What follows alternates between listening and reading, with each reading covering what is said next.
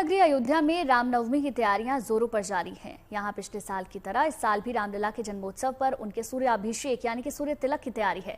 6 अप्रैल को दोपहर 12 बजे रामलला के ललाट पर सूर्य की किरणें उनका अभिषेक करेंगी। इस अद्भुत दृश्य को दुनिया भर में सनातन प्रेमी देख सकें, इसके लिए खास तैयारियां भी की जा रही हैं।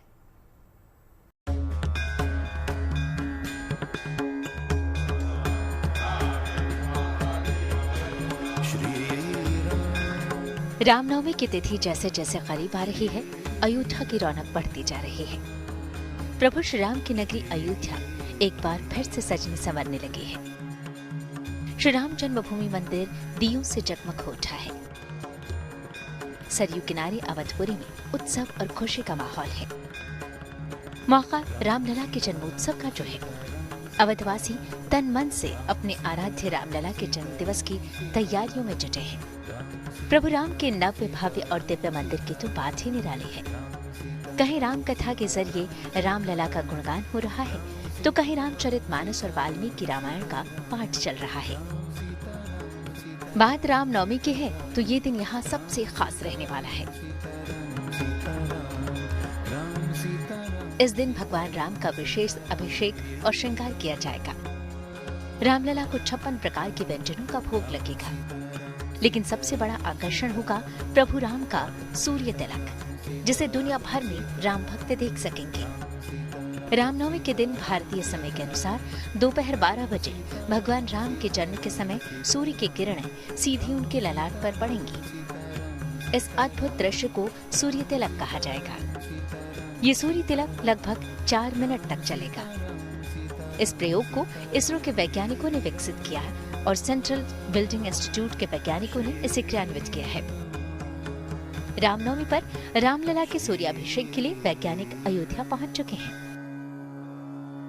राम सूर्यवंशी अर्थात सूर्यवंश में जन्म लिया है। भुवन भास्कर सूर्य दोपहर को 12 बजे जब राम का जन्म हो चुका है, तब रामलला के ललाट पर अपनी किरणों से तिलक लगाएंगे, सूर्य तिलक। ये प्रयोग पिछले साल किया गया था। प्रयोग सफल रहा। लगभग 4 मिनट सूर्य की किरणें प्रभु श्री रामलला के ललाट को प्रकाशित करेंगी। भारतीय समय दोपहर 12 बजे इस सूर्य तिलक का कार्य देख सकेंगे, आनंद ले सकेंगे। चूंकि देश के कोने कोने से श्रद्धालु रामनवमी के पावन अवसर पर अपने आराध्य प्रभु श्री राम के दर्शन के लिए अयोध्या पहुंचेंगे, ऐसे में यहाँ श्रद्धालुओं की सहूलियत को ध्यान में रखते हुए प्रशासन की ओर से तमाम इंतजाम किए जा रहे हैं। मसलन श्री राम जन्मभूमि मंदिर और हनुमानगढ़ी में श्रद्धालुओं के चलने के लिए मैटिंग की व्यवस्था की जा रही है। इसके साथ ही श्रद्धालुओं को धूप से बचाने के लिए शेड भी लगाए जा रहे हैं। वहीं सरयू तट पर स्नान करने वाले श्रद्धालुओं के लिए चेंजिंग रूम भी बनाए जा रहे हैं और सुरक्षा के लिहाज से अयोध्या को अलग अलग जोन में बांटा गया है, जिसकी निगरानी सीसीटीवी से की जा रही है। रामनवमी के अवसर पर भारी संख्या में श्रद्धालुओं के अयोध्या धाम पहुंचने की उम्मीद है। इस अवसर पर ये चीज़ देखते हुए जितनी व्यवस्थाएं मंदिर की तरफ से और प्रशासन की तरफ से की जानी है, उन सभी पे कार्य चल रहा है। श्रद्धालुओं को किसी तरह की कोई दिक्कत ना हो, तो उनके लिए शेड की व्यवस्था, पानी, छाया और चलने के जो स्थान है वहाँ पे भी मीटिंग की व्यवस्था, और साथ साथ इसके अलावा जो अन्य व्यवस्थाएं क्राउड मैनेजमेंट और जो हमारे इतनी बड़ी संख्या में श्रद्धालु आएंगे उनके लिए की जा रही है। और इसमें किसी तरह की कोई दिक्कत ना हो और बहुत स्मूथली सभी लोग आएँ और रामनवमी को त्योहार बहुत अच्छे से मनाएं।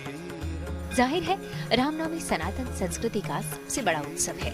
माना जाता है कि चैत्र माह के शुक्ल पक्ष की 9वीं तिथि को भगवान विष्णु ने भगवान राम के रूप में अवतार लिया था और इस दिन को श्रद्धालु प्रभु श्री राम के जन्म दिवस के रूप में मनाते हैं।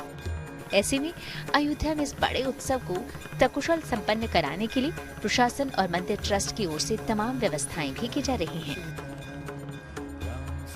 पुरातन काल से बहुत श्रद्धा का पर्व रहा है। यहाँ की मान्यताएं सरयू जी में स्नान की रही हैं, तो हमेशा बहुत ज़्यादा भीड़ आती है श्रद्धालुओं की। यहाँ पे संभव है जूट की दरियाँ लगवाई जाएंगी और बहुत गर्मी है, स्थानीय जो हमारे गैर सरकारी संगठन हैं वो भी मदद करेंगे। पेयजल की आवश्यक व्यवस्थाएं कराई जा रही हैं। स्वास्थ्य विभाग को भी एक्टिवेट किया गया है कि वो इसको बेहतर तरीके से संभालें।